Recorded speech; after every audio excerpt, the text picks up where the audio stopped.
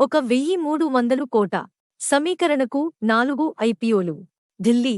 ఈ వారం 4 కంపెనీలు తొలి పబ్లిక్ ఆఫర్ ఐపీఓ ద్వారా మొత్తం రూపాయలు 1,390 కోట్ల సమీకరించనున్నాయి.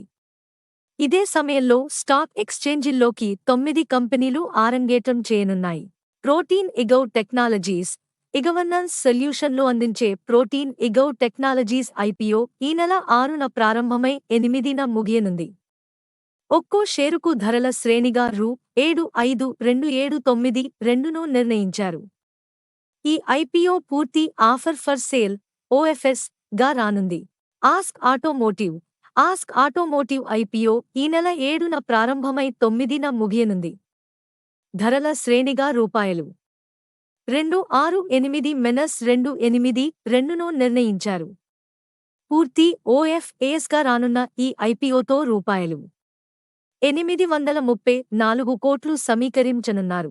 మరో 2 ఎస్ఎంఈ ఐపీఓలు ఈ వారం రానున్నాయి.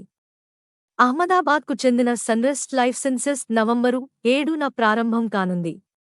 ఒక్కో షేరు ధర రూపాయలు 84. ఐటీ సొల్యూషన్స్ అందించే ఆర్ఎక్స్ హైటెక్ ఐపీఓ 7న మొదలై 9న ముగియనుంది.